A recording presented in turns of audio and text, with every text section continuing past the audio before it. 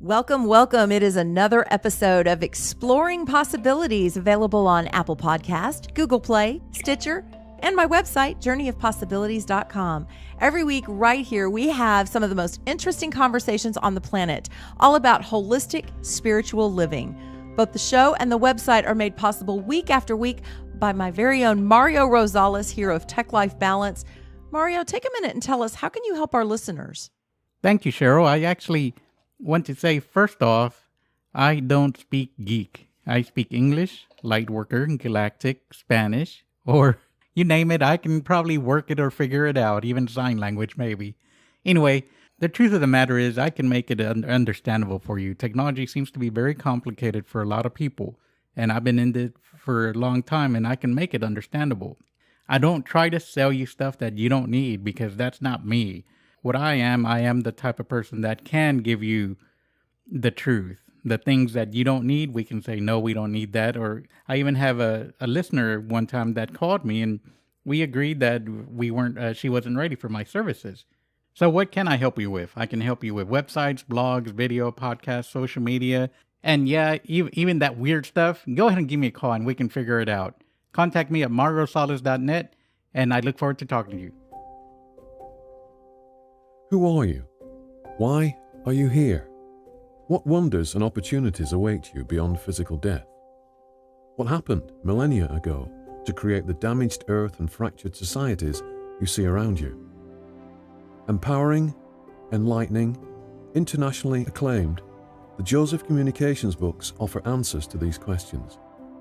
Spiritual, concise, contemporary, non-denominational, the communications originate from Joseph, a highly evolved discarnate spirit concerned for you and the future of the planet and its peoples.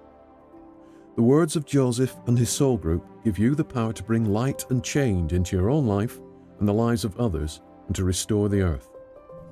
Available in paperback, ebook, and audiobook formats, the communications can be ordered today at www.thejosephcommunications.com, and also from Amazon and other major booksellers.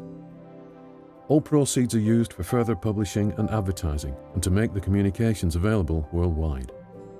All right. Last week, we interviewed Michael Tellinger, the visionary founder of the Ubuntu movement, based on contributionism and changing the world one small town at a time. He had some incredible stuff to say, and today we're going to go to the local level. We're going to talk with D. Mike Reed. He is the Kansas State Coordinator and manager of Ubuntu Kansas City, about how it rolls out locally. D. Mike says that together they're creating freedom and community.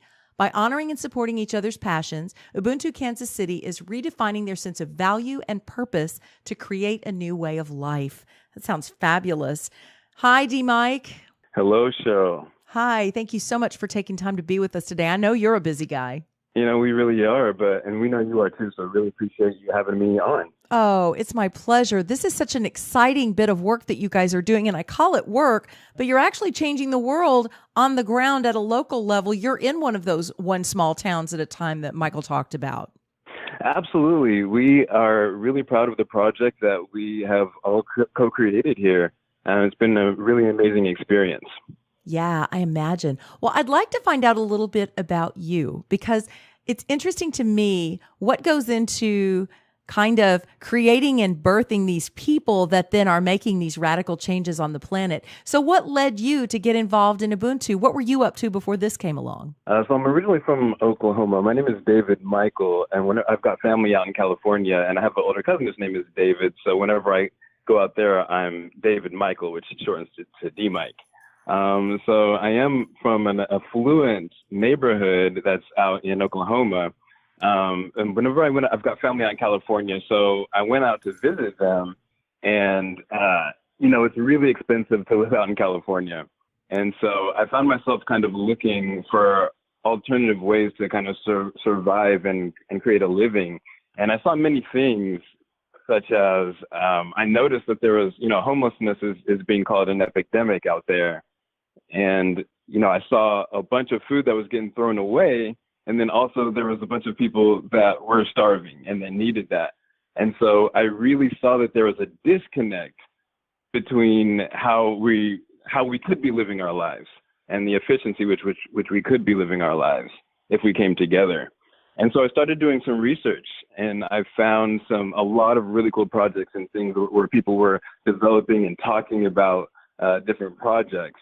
But I found Michael Tellinger and Ubuntu and contributionism, and I was really attracted to it because he talks about where we are right now, how we got here, where we want to be, and then he puts together a plan of how we can get there and some actionable steps that we can take to create the future of our dreams. Yeah, it's really different. Like you, I've been looking at a lot of different community models because as everybody's waking up on the planet, we're coming out with all these different ideas for what community could look like. There's this general understanding that what we're doing isn't working anymore and we've got to do something different. But change just for change's sake isn't sustainable. So I too was looking for where's a sustainable model. And I love that this uses the existing infrastructure. So you guys are doing this. Is it actually Kansas City proper, or are you in a small town outside of there? How is this getting underway for you? Sure. So one thing that I definitely want to clarify is, so Michael Tellinger's plan does involve the one small town model, and that involves the mayor and the constituency and the council, as well as using funds from the city and government funds and all of the things that come with a municipality. And so I actually live in a town called Overland Park, which is just outside of Kansas City, which is a large city.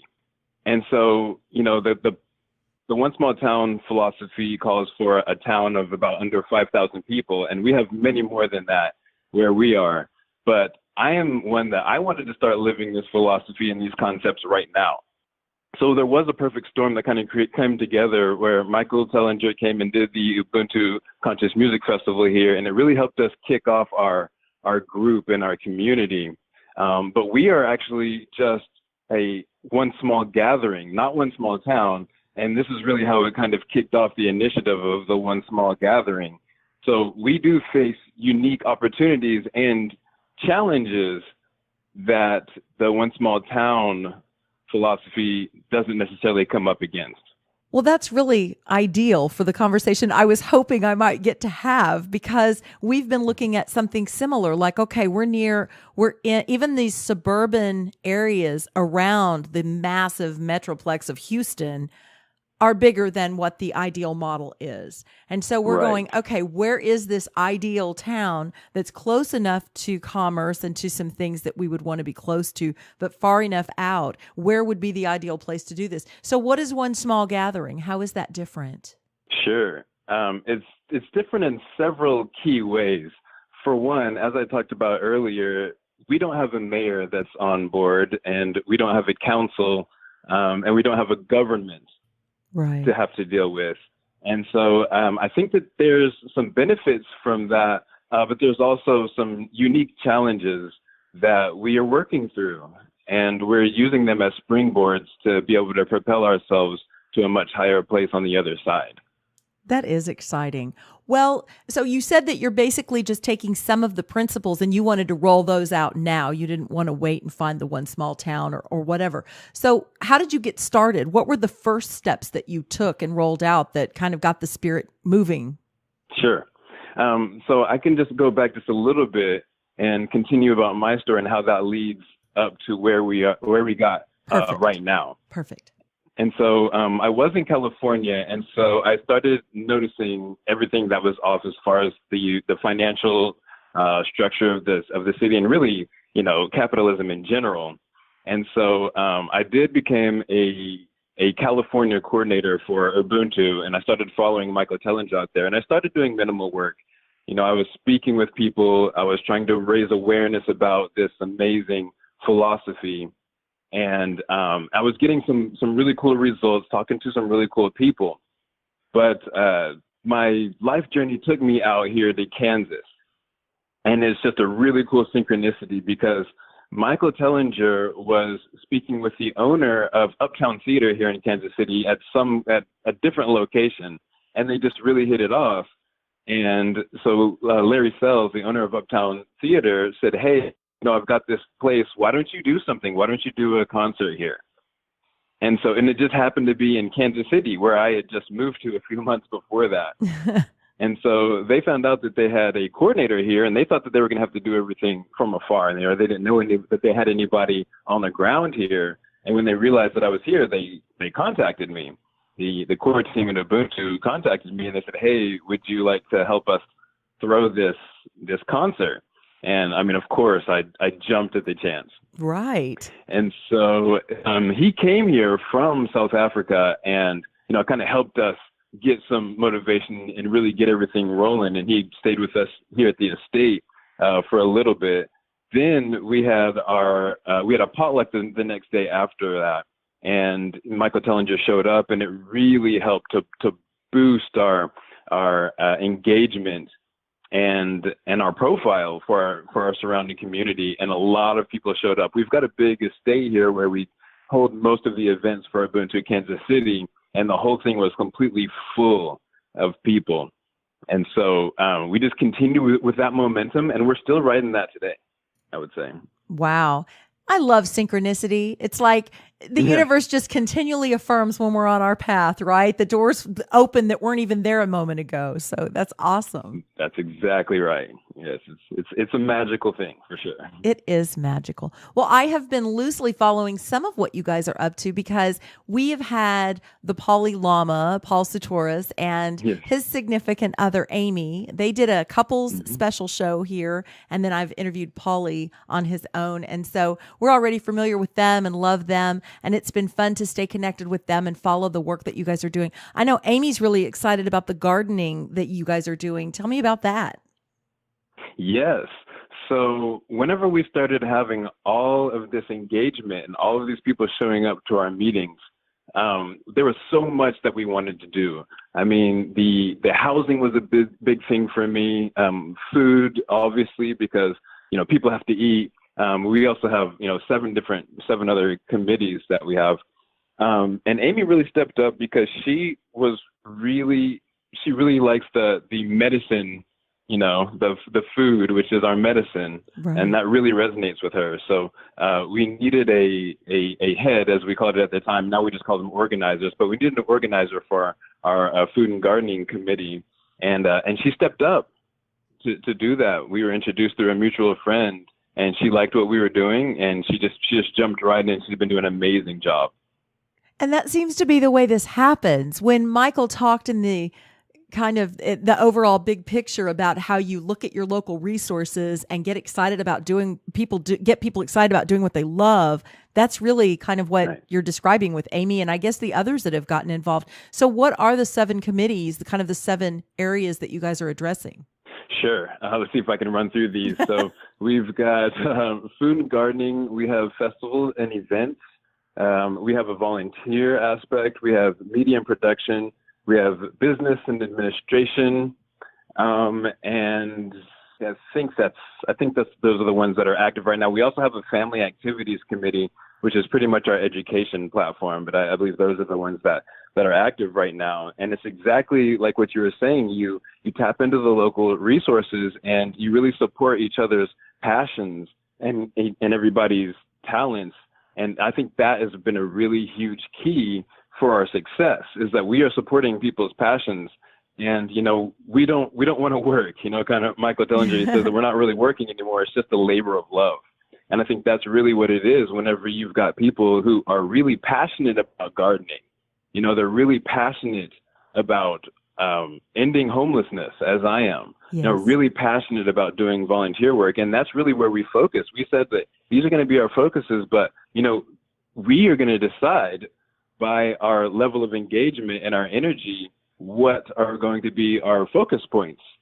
And so whenever we have many healers, energy healers, and lots of people that are into, healthy organic food, and lots of people that are excited about education and uneducation, and then re-education. And so those are the places that really kind of took off, because those are where we had people that were passionate, that wanted to engage. So that's the kind of energy that we're wanting to support, not like corporate America where people are forced, and they're afraid of losing their jobs and then their livelihood. So that's the kind of energy that they put into their work. We really want to focus on having people be in their passion and really be in their power. It sounds ideal. It sounds dreamy. I mean, I can like hardly wait. I would love to step into this scenario. Is it dreamy? Are there real challenges that you've seen that you've had to overcome? What are some things that we might not anticipate if we want to roll out a community like this that you've encountered? Absolutely. I know Michael talks a lot about the transition period. Here's where we are. That's where we want to be in this utopia with no money. And this is how we're going to get there. And that's what he refers to as the transition period. And he talks about in his book that it is going to be challenging because we are doing something that hasn't been done before, or it has, but it's been very ancient. We're really just getting back to a way that it used to be. Right. And so we are trying to break people's paradigms, and really work with people as we wake up. And we know that those are the people that we're attracting into our community. But there are absolutely challenges that we face. As I was saying, for one, we're one small gathering. We're not one small town. So we don't have a mayor. We don't have a constituency. We don't have a council. But we also don't have things like government funds, so trying to come up with ways to fund everything, that has been a challenge. And I think one of the main reasons for that is because since we're not a municipality, we don't have a city. So we are, trying to figure out what entity, since we are working within the confines of the laws and everything that we're presented with, we want to do everything, keep everything on the up and up. And so we know that we do need to create an entity. And so we've been talking with, what we're really trying to do is call in those passions and call in those knowledge bases and skill sets. So we've been trying to attract in the conscious millionaires and the conscious lawyers who are really going to resonate with what we're doing and to lend their services. So trying to establish an entity and raising funds, and then also just keeping everybody engaged. Since as of right now, we don't have a common land where we're all residing, just making sure everybody doesn't get lost in their day-to-day lives as they're contributing also to this amazing project to build our future. Right. So one of the things that that was coalescing in my head as I was listening to you is when you guys figure out how to bridge this because what you are creating right now in its current structure is one of those sustainable communities that he's like, well, but they're not really that sustainable because you need to have the infrastructure, you need to have some of the things that frankly you guys don't have right now. But if you can bridge that and go from that independent community to an Ubuntu town, that's going to provide that access for any other community that likes the model and would like to become more sustainable through the Ubuntu model. So you guys are actually creating another way in for Ubuntu, it looks like to me. Well, I think that's exactly right. And I think that how One Small Gathering really was formed was whenever Michael Tellinger came here to our state and he saw all the passion and he saw everybody so excited and ready to go. He was like, hey, we need to be doing more of this, And so he was like kind of birthed right there. Hey, this is the One Small Gathering initiative. You guys are going to spearhead it and you're going to figure it out and we're all going to figure it out as we go. And then you can share exactly what you guys did and what you guys are doing. And we're figuring it out as we go. And I really think that it's amazing because we all know how energy works and how to manifest. And I think that has been a huge part of our success. And in fact, our last project that we did, we had a meeting, and because we know our next thing is we're trying to manifest some land. And so we had a land manifestation ceremony, and we brought everybody together, and everybody used their talents and skills in some way. We had our media and production guys that produced this amazing video, and I narrated it. And, we all kind of pitched in. Somebody did a meditation. And we put in all of our skills, and a lot of people responded and showed up. And it was the coolest thing. As we know, whenever we set our intention like that, somebody had showed up in the middle of the meeting, and they're like, hey, we've got this we've got this opportunity for land already. And that happened twice just from us setting our intentions. And it happens like that all the time. I mean, whenever we're like, oh, how are we going to raise funds for this specific project? Somebody literally called me up and said, hey, you know what? I love what you guys are doing. I can't spend a lot of time there because I'm an engineer, but I would love to give you $1,000. And it just keeps showing up like that. Just whenever we set our intentions and we continue to move forward, the right things fall into place. That is exactly how we're going to create this new world. As we wake up and realize the power and the energy that we can harness through our intentions, and we get together with like-spirited people on projects like this, it's amazing how fast the change is unfolding because we're manifesting faster and faster, as you're describing.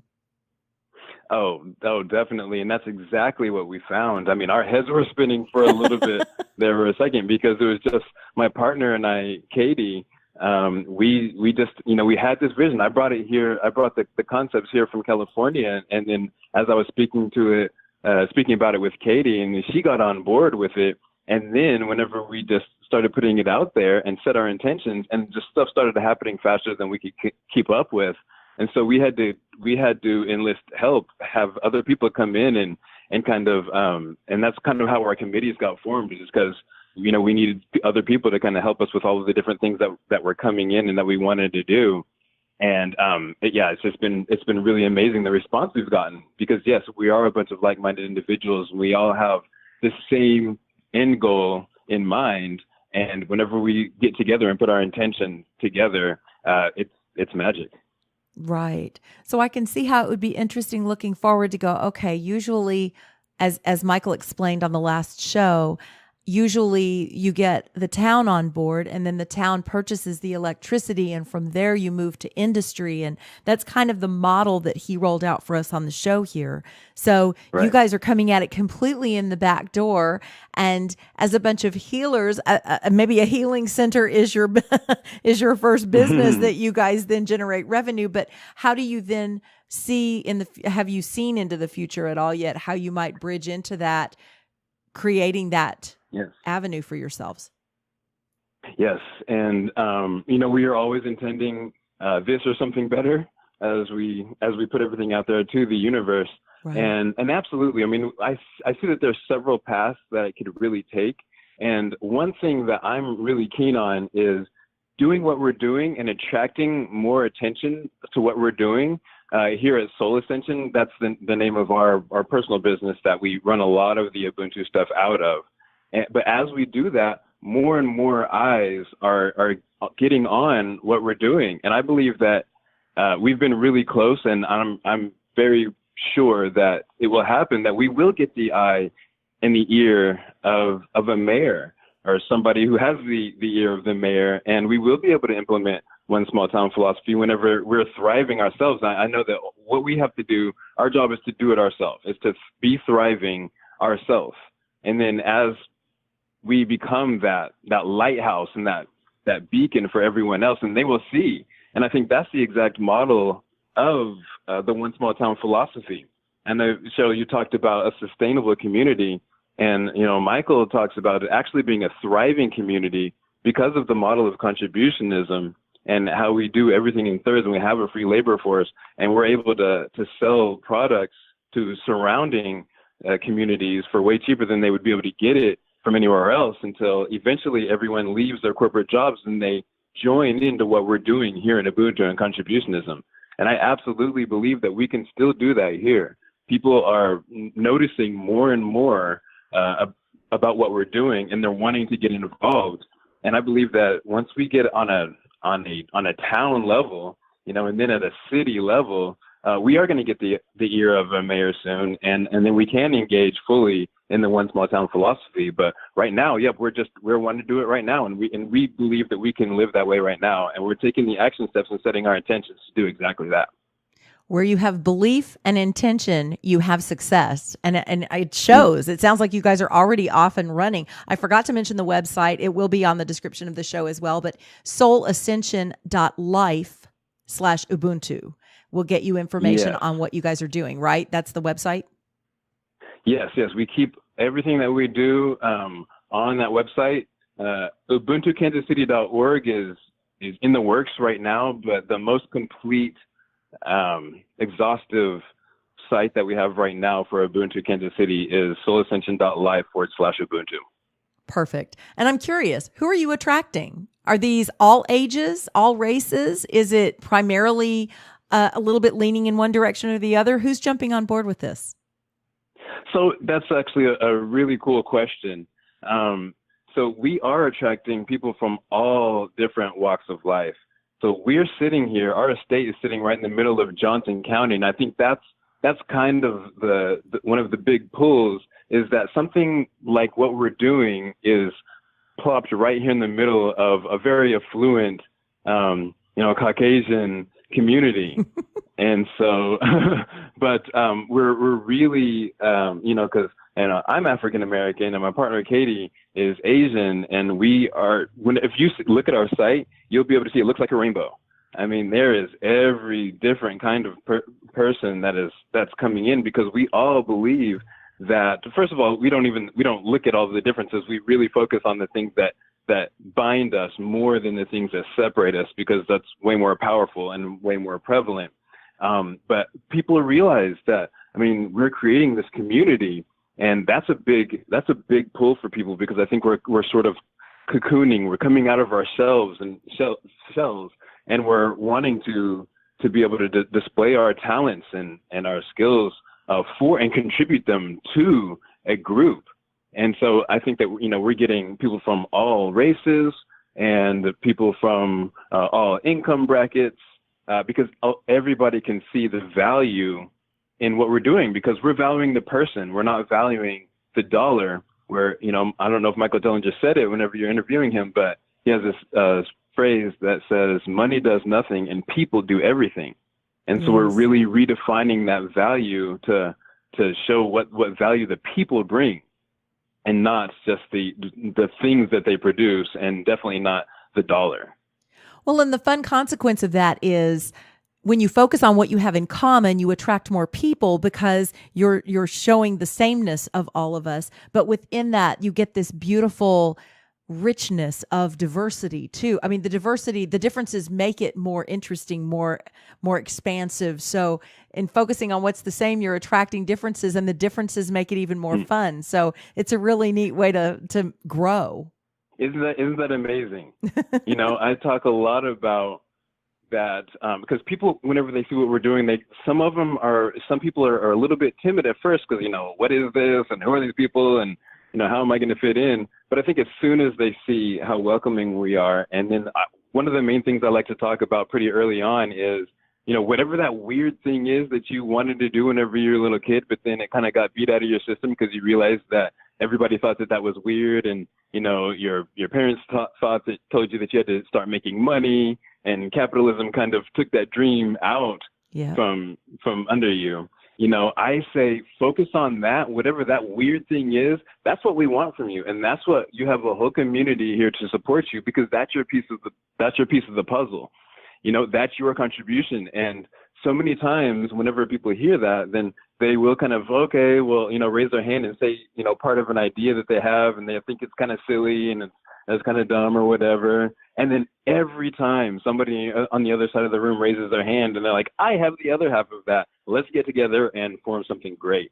And it's really amazing, because we do attract different kinds of people with all of their different talents. But I do feel that we all have that one common thread of mutual respect and valuing of the individual, and a contribution to the whole to provide and create an amazing future together.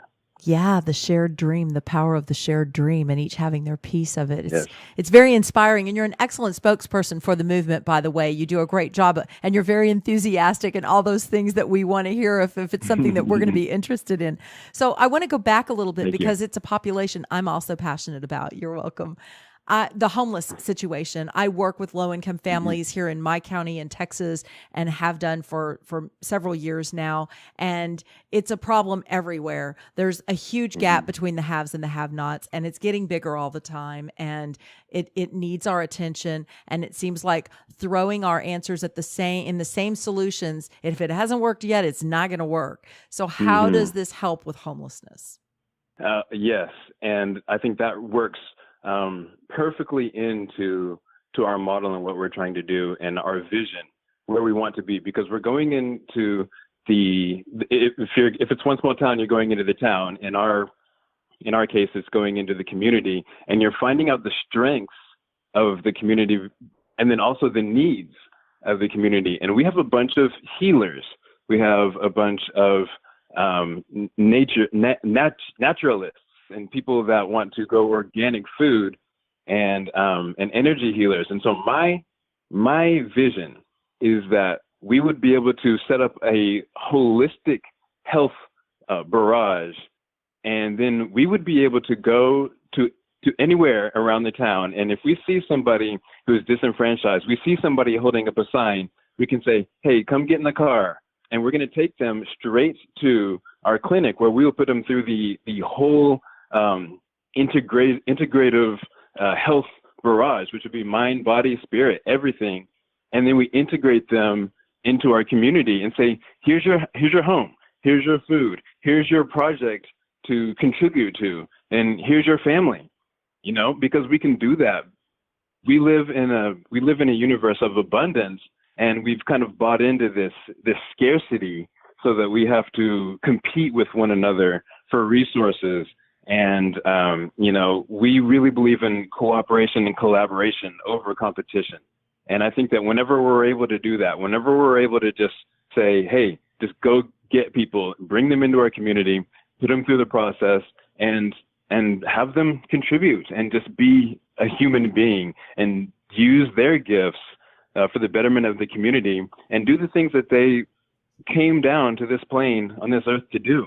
I think that is my hugest vision, and just create wild happiness and purpose, and a sense of purpose and belonging across the entire globe.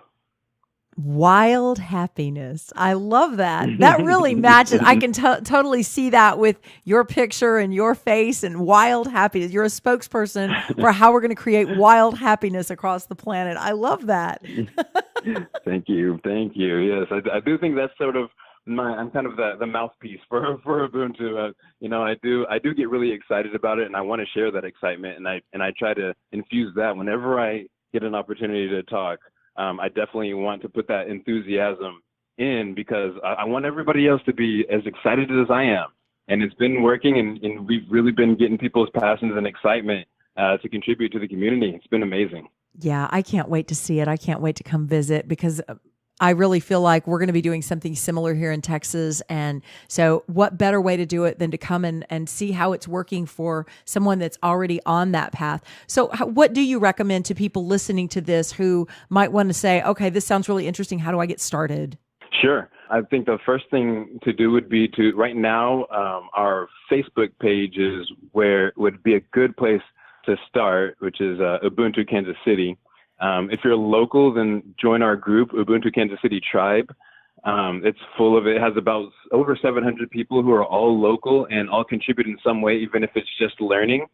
But I would definitely say we plug in all of our events, everything that we do here at Soul Ascension and at the Garden, which is about 10 minutes south of here at the Kelly Gallery.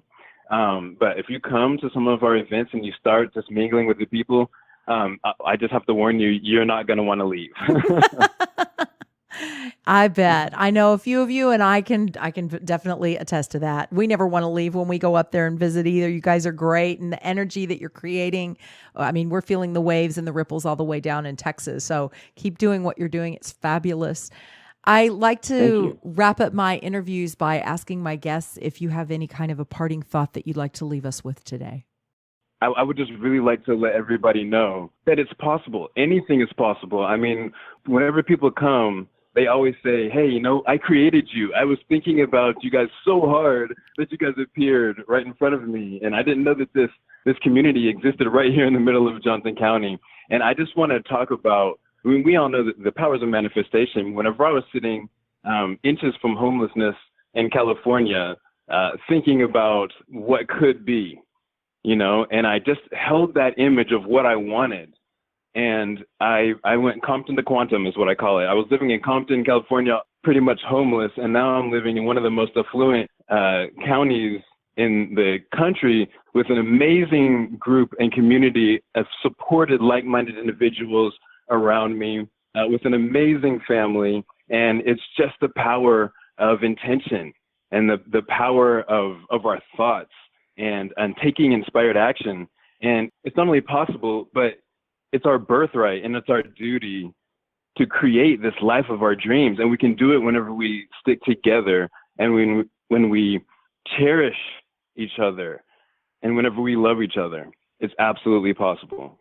Yes, it is. And I just want to add to that, D. Mike, that I hear this over and over again, where people were in a really low place in their life and then it all turned around. And I believe that that person that we bring forward from that low place in life, you and I and our listeners, when we move forward from that low place, we bring with us a passion for others that are in that place. And it changes everything about the way we move forward. And it's helped to shape your passion for this movement. And so I know it sounds crazy to say be grateful for the low times, but they shape us in a way that we don't forget. And they give us a strength and a mission. So I just really honor you for all that you're creating and all that you're doing. And thank you so much. So again, it's D. Mike Reed, the website soulascension.life/Ubuntu.